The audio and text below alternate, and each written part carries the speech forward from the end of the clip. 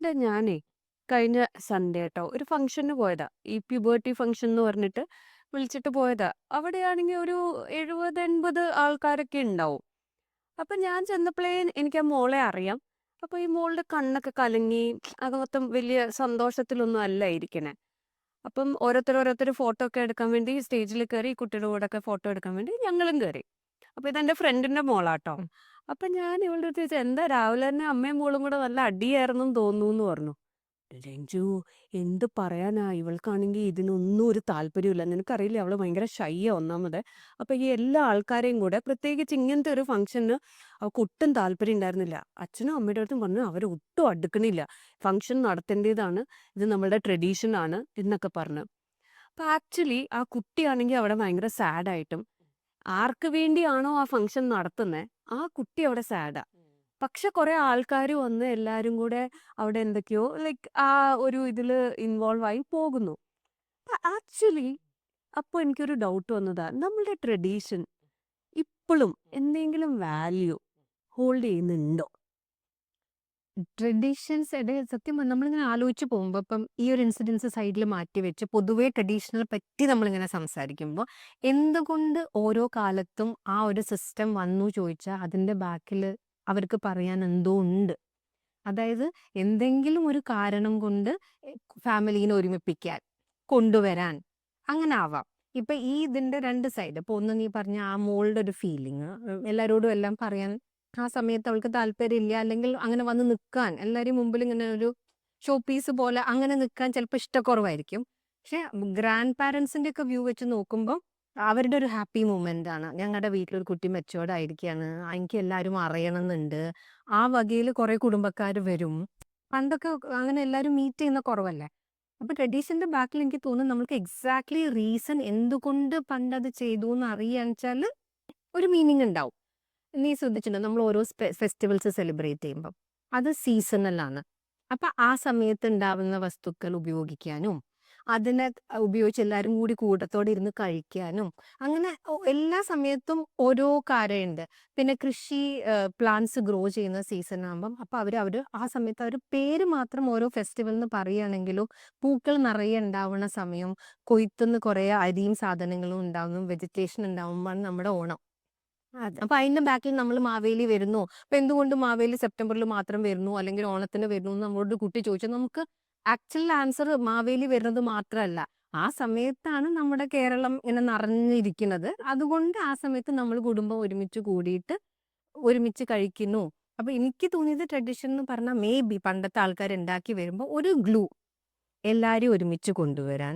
ആ സമയത്തുള്ള പിന്നെ ശ്രദ്ധിച്ചിട്ടുണ്ടോ, കർക്കിടക മാസം ഓരോ സമയമുണ്ട്. ആ സമയത്ത് അവർ പറയും നമ്മൾ ചില ഇലകൾ കഴിക്കരുത്, പക്ഷെ വേറെ കുറേ ധാന്യങ്ങൾ ഇട്ടിട്ടുള്ള ഒരു കഞ്ഞി, കഞ്ഞി. കർക്കിടക കഞ്ഞി, അതൊക്കെ കുടിക്കണം. അതിന്റെ ബാക്കിൽ ആക്ച്വലി ഹെൽത്ത് റീസൺസാ. ആ സമയത്ത് അവൈലബിൾ ആയ സാധനങ്ങൾ കറക്റ്റായിട്ട് കഴിക്കും കുടിക്കും ചെയ്താൽ നമ്മൾക്ക് പിന്നെ ആ കൊല്ലം മുഴുവൻ ശക്തി കിട്ടുന്നു. അങ്ങനെ അപ്പൊ ഓരോന്നെടുത്ത് നോക്കുമ്പോൾ ചിലത് സീസൺ അനുസരിച്ചിട്ടുള്ള കൂട്ടായ്മ, ചിലത് ഹെൽത്ത് ബെനിഫിറ്റ്സിന്, ചിലത് കുടുംബം ഒരുമിച്ച് വരാനുള്ള ഒരു കാരണം കണ്ടെത്തി വരിക. അങ്ങനെ നോക്കുമ്പോൾ ട്രഡീഷന് ഒരു വാല്യൂ ഉണ്ട്. ശരിക്കും നീ ഇപ്പൊ പറഞ്ഞ പോലെ ഈ കർക്കിടക കഞ്ഞിയൊക്കെ ഇപ്പൊ എനിക്കിഷ്ടമല്ല കേട്ടോ. അത് എപ്പോ ആ ഉലുവയും ഒക്കെ കൂടെ വരുമ്പോഴത്തേക്കിനും എനിക്ക് ഒട്ടും ഇഷ്ടമില്ല. പക്ഷെ ഇതുപോലെ ആരെങ്കിലും ഇരുന്ന് എക്സ്പ്ലെയിൻ ചെയ്ത് തന്ന് അതിന്റെ ഒരു ഇമ്പോർട്ടൻസ് മനസ്സിലാക്കിയാൽ ചിലപ്പം ഞാനും റെഡി ആവാം. നമ്മളുടെ ഇവിടെ എന്താ പ്രശ്നം വരുന്നതെന്ന് പറഞ്ഞാൽ, ഒരു ഓൾഡർ ജനറേഷൻ ഉണ്ട്, ഇത് ഫോളോ ചെയ്തേ പറ്റൂ, ബിക്കോസ് ഇത് നമ്മൾ കുറെ ജനറേഷൻസ് ആയിട്ട് ഫോളോ ചെയ്ത് വരുന്ന. പക്ഷെ നോക്കിക്കഴിഞ്ഞാൽ ഒരു ന്യൂവർ ജനറേഷൻ ഉണ്ട്, വേർ അവരെല്ലാത്തിനെയും ക്വസ്റ്റ്യൻ ചെയ്യും. ഉം. എന്തിനാണിത്? നല്ല ഫുഡ് ഉള്ളപ്പോൾ നമ്മൾ എന്തിനാ ഈ കഞ്ഞി കുടിക്കുന്നത്? അല്ലെങ്കിൽ ഇപ്പം എനിക്ക് എന്തെങ്കിലും അസുഖം വന്നാൽ ഡോക്ടർ ഉണ്ടല്ലോ, ഹോസ്പിറ്റലിൽ പോവാലോ, ഇനി കഞ്ഞി കുടിച്ചിട്ട് എനിക്ക് സ്ട്രെങ്ത് ആക്കണോ? പണ്ടത്തെ കാലത്ത് ആൾക്കാർക്ക് അത്രയും ഡോക്ടർ ആക്സസ് ഉണ്ടായിരുന്നില്ല. അസുഖങ്ങൾ വന്നു കഴിഞ്ഞാൽ പെട്ടെന്ന് തന്നെ അതിനെ ഭേദപ്പെടുത്താനുള്ള ബുദ്ധിമുട്ട്.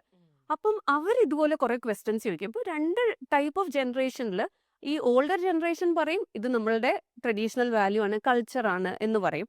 പക്ഷെ ന്യൂയർ ജനറേഷനിൽ എപ്പോഴും ക്വസ്റ്റ്യൻസ് ഉണ്ട്. അവർക്ക് അത് അതിൽ നിന്ന് നല്ല ആൻസർ കിട്ടിയില്ലെങ്കിൽ, അവർ കൺവിൻസ്ഡ് ആയില്ലെങ്കിൽ അവരത് ഫോളോ ചെയ്യാൻ ആക്ച്വലി റെഡി അല്ല. അവർ ബ്ലൈൻഡ്ലി ഒരു കൾച്ചറിനെ ഫോളോ ചെയ്യാൻ ദേ ആർ നോട്ട് റെഡി. അവർ നോക്കുമ്പോൾ ചില കൾച്ചർ, ചില ചില ഞാൻ ഫെസ്റ്റിവൽസ് മാത്രമല്ല, ചില കൾച്ചറിൽ നോക്കിക്കഴിഞ്ഞു കഴിഞ്ഞാൽ അവിടെ ഒരു ജെൻഡർ ബയസ് കാണും. അ ആൺകുട്ടികൾക്ക് വേറെ കുറെ സ്വാതന്ത്ര്യം. പക്ഷെ പെൺകുട്ടികൾക്ക് ഇക്കാലത്തും ആ സ്വാതന്ത്ര്യം കിട്ടുന്നില്ല. അപ്പൊ അവര് കുറെ ക്വസ്റ്റ്യൻസ് ചോദിക്കാൻ തുടങ്ങും. വൈ? അപ്പൊ ഇങ്ങനത്തെ ഒരു കൾച്ചറിൽ ഞങ്ങൾക്ക് ചെയ്യാൻ താല്പര്യമില്ല. ഞങ്ങൾക്ക് ഫോളോ ചെയ്യാൻ താല്പര്യമില്ല. ബിക്കോസ് നമ്മളിപ്പം ഇക്വാലിറ്റി ആണ് പറയുന്നത് മുഴുവൻ. അപ്പൊ അവിടെ അങ്ങനെ അതിനെ എൻകറേജ് ചെയ്യുന്ന ടൈപ്പ് ഓഫ് കൾച്ചർ അവര് റെഡിയല്ല. പിന്നെ അതുപോലെ അതിനൊരു ലോജിക്കൽ റീസൺ കൊടുത്തില്ലെങ്കിൽ അവർ അക്സെപ്റ്റ് ചെയ്യാനും റെഡിയല്ല. ഞങ്ങൾക്കിത് ചെയ്യാൻ താല്പര്യമില്ല. ഇപ്പം ഈ ഒരു ഫംഗ്ഷനിൽ തന്നെ ആ കുട്ടിക്ക് വേണ്ടി നടത്തുന്ന ഫംഗ്ഷനിൽ ഷീ ഈസ് നോട്ട് ഹാപ്പി. അപ്പൊ എന്താന്ന് പറഞ്ഞാൽ പുള്ളിക്കാരിക്ക് ഈ ഒരു കൾച്ചറിനോട് ഹേറ്റ്രഡ് ആണ് വരുന്നത്. എന്താന്ന് പറഞ്ഞാൽ അവർക്കത് ചെയ്യാൻ താല്പര്യമില്ല. ഇല്ലാത്ത ഒരു സാധനത്തിനെ ഫോഴ്സ് ചെയ്ത് കുറേ ആൾക്കാരുടെ അടുത്ത് ഈ കുട്ടിക്ക് ഈ വന്നവരെയൊക്കെ അറിയണമെന്നില്ല. അപ്പം അവരുടെ മുമ്പിൽ നിന്ന് വർത്താനം പറയാൻ ഇഷ്ടമില്ലാത്തൊരു കുട്ടി, ഭയങ്കര ഷൈ നേച്ചേർഡ് കുട്ടി. അപ്പം ഇതൊക്കെയാണ് ഈ ട്രഡീഷൻസ് നമ്മൾ പ്രോപ്പർലി കൊണ്ടുപോയില്ലെങ്കിൽ ഉണ്ടാവാൻ പറ്റുന്ന കുറേ പ്രോബ്ലംസ് അല്ലേ? ഓ, ഇതിൽ 2 പോയിന്റ് വളരെ നല്ലതായിട്ട് രഞ്ജു. ഒന്ന്, നീ പറഞ്ഞു വരുന്നത് ഈ ജെൻഡർ ബേസ്ഡ് ഡിഫറൻസ് ഒക്കെ നമ്മളുടെ എൽഡേഴ്സ് നമ്മളോട് കാണിച്ചു വരുമ്പം കുട്ടികൾക്ക് ജനറലി അവരോടുള്ള ഒരു ഇഷ്ടവും അവർ പറയുന്ന കാര്യങ്ങളോടുള്ള ഒരു വേർത്തും കുറച്ച് കുറഞ്ഞു വരും. കാരണം അവർ ഒന്നും ആലോചിക്കുന്നില്ല. നീ പെൺകുട്ടി ആയതുകൊണ്ട് ഇത് ചെയ്യരുത്, അല്ലെങ്കിൽ നീ ആൺകുട്ടി ആയതുകൊണ്ട് അത് ചെയ്യരുത്, അങ്ങനെ ചെയ്യരുത് എന്ന് മാത്രം പറഞ്ഞുകൊണ്ടിരിക്കുക. ബാക്കിലെ ലോജിക്ക് പറയുന്നില്ല. രണ്ടാമത്തെ ഈ ഫംഗ്ഷന്റെ കാര്യം പറഞ്ഞില്ലേ, ഇഷ്ടമില്ലാത്തൊരു മോളെന്ന് പറഞ്ഞു. എനിക്കറിയുന്ന ഒരു മോളുണ്ട്. ആ കുട്ടീന്റെ അമ്മേനോട് അങ്ങട്ട് പറഞ്ഞിരിക്കുകയാണ്. ഇപ്പൊ റീസെന്റ്ലി പറഞ്ഞിരിക്കുകയാണ് അമ്മ, എന്റെ ഫ്രണ്ട്സിന്റെ ഒക്കെ അവര് വലിയ കുട്ടിയായപ്പം സെലിബ്രേറ്റ് ചെയ്തു. അമ്മയ്ക്ക് പ്ലാനേ ഉണ്ടായിരുന്നില്ല. ആ മോള് ഇങ്ങോട്ട് പറഞ്ഞു, എന്റെ ഫ്രണ്ട്സിന്റെ ഒക്കെ സെലിബ്രേറ്റ് ചെയ്തു അമ്മ, എനിക്കും സെലിബ്രേറ്റ് ചെയ്യണമെന്നു. ഇവിടെയാണ് ചെറുതായിട്ട് നമുക്ക് ഇൻഫ്ലുവൻസ് വരുന്നത്. ഇപ്പൊ സോഷ്യൽ മീഡിയ ഇൻഫ്ലുവൻസ് നമ്മൾ സംസാരിക്കുന്ന പോലെ തന്നെ സോഷ്യൽ മീഡിയയിൽ പല കാര്യങ്ങളും പണ്ടത്തേതിന് ക്വസ്റ്റ്യൻ ചെയ്യുന്നുണ്ട്. ചില ക്വസ്റ്റ്യൻസ് വളരെ കറക്റ്റാണ്. It has to be asked. എന്തുകൊണ്ട് നിങ്ങൾ ഇങ്ങനെ പറയുന്നു? തൊട്ടുകൂടായ്മ, അങ്ങനത്തെ ഒക്കെ കുറെ കാര്യങ്ങളുണ്ട്. അങ്ങനത്തെ പീരിയഡ്സ് ടൈമിൽ എന്തുകൊണ്ട് നിങ്ങൾ അങ്ങനെ മാറ്റി നിർത്തി? ഇതൊക്കെ അവർ ചോദിക്കുന്നതിൽ ന്യായമുണ്ട്. അവരുടെ ബാക്കിൽ ചില ഇതിന് സയന്റിഫിക് റീസൺസ് അവിടെയുണ്ട്. Not everywhere. ചില സ്ഥലത്ത് സോഷ്യൽ മീഡിയ ചോദിക്കുന്ന ക്വസ്റ്റ്യൻസിന് നമുക്ക് ആൻസർ ഇല്ല. പക്ഷെ കുട്ടികൾക്ക് അത് ഇൻഫ്ലുവൻസ് ചെയ്യും. കുട്ടികളും വന്ന് വീട്ടിൽ ചോദിക്കും. എന്താണ്, ഇപ്പൊ ഒരു കുഞ്ഞ് എക്സാമ്പിൾ നമ്മൾ പണ്ട് പറയുള്ള സോറി, നഖം വെട്ടരുത്, സന്ധ്യ കഴിഞ്ഞാൽ നഖം വെട്ടരുത് എന്ന് പറഞ്ഞ് നമ്മളൊക്കെ കേട്ടിട്ടുണ്ട്. എന്റെ അച്ഛനും പറയും, ഇപ്പോഴും സമ്മതിക്കില്ല. അപ്പൊ നമ്മൾ എന്താ പറയാ, അത്രയും പറയില്ലേ, നഖം വെട്ടുന്നുണ്ടാ ദേഷ്യപ്പെടുക. പണ്ട് എന്തായിരിക്കും ഈ പറഞ്ഞ പോലെ ലൈറ്റിന് അത്ര വോൾട്ടേജ് ഒന്നും ഇല്ല, ഉണ്ടെങ്കിൽ തന്നെ വിളക്കിലൊക്കെ ആണെങ്കിൽ ഉണ്ടാവില്ല. അപ്പൊ എന്താ വെച്ചാല് നഖം വെട്ടി അങ്ങോട്ടും ഇങ്ങോട്ടും തെറിച്ച് ആരെങ്കിലും മേലെ കുത്തും, ഭക്ഷണത്തിൽ വീഴും, അങ്ങനെയൊക്കെ സംഭവിക്കാം. അപ്പൊ അതുകൊണ്ടാണ് അന്ന് നഖം വെട്ടരുത് പറഞ്ഞ. അല്ലാതെ എനിക്ക് തോന്നില്ല എന്റെ ബാക്കിൽ വലിയ സയൻസ് ഉണ്ടെന്ന്. പക്ഷെ അവരിങ്ങനെ പറഞ്ഞു വിട്ടു. ഞാൻ പണ്ട് കേട്ടിട്ട് നമ്മോടൊക്കെ പറഞ്ഞ പഠിക്കുന്ന ബുക്ക് അടുക്കളയിൽ കൊണ്ടുവരരുത് എന്ന്. തുറന്നു വെക്കാൻ പാടില്ല. ആ ആ, പഠിച്ചു കഴിഞ്ഞാൽ ബുക്ക് തുറന്നു വെക്കാൻ ബുക്ക് പോകാൻ പാടില്ല. പിന്നെ അടുക്കളയിൽ കൊണ്ടുപോകാൻ പാടില്ല. ഇപ്പൊ അടുക്കളയിൽ എനിക്ക് തോന്നുന്നത് അടുക്കളയിലെ ബുക്കും കൊണ്ടുപോയി ചിലപ്പോൾ അവിടുന്ന് വല്ല ഭക്ഷണമോ എന്തെങ്കിലും അതിൽ വീഴോ, അല്ലെങ്കിൽ എന്താണ് അടുപ്പിന്റെ അടുത്ത് പോയി കത്തിക്കുക.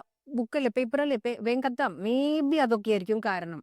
ഇപ്പൊ പക്ഷെ അത്രയ്ക്കും പേടിക്കേണ്ട ആവശ്യമില്ല. പക്ഷെ ഇതിപ്പോ നല്ല രീതിയിൽ ഒരു കുട്ടിക്ക് പറഞ്ഞാൽ അവരും പറയും.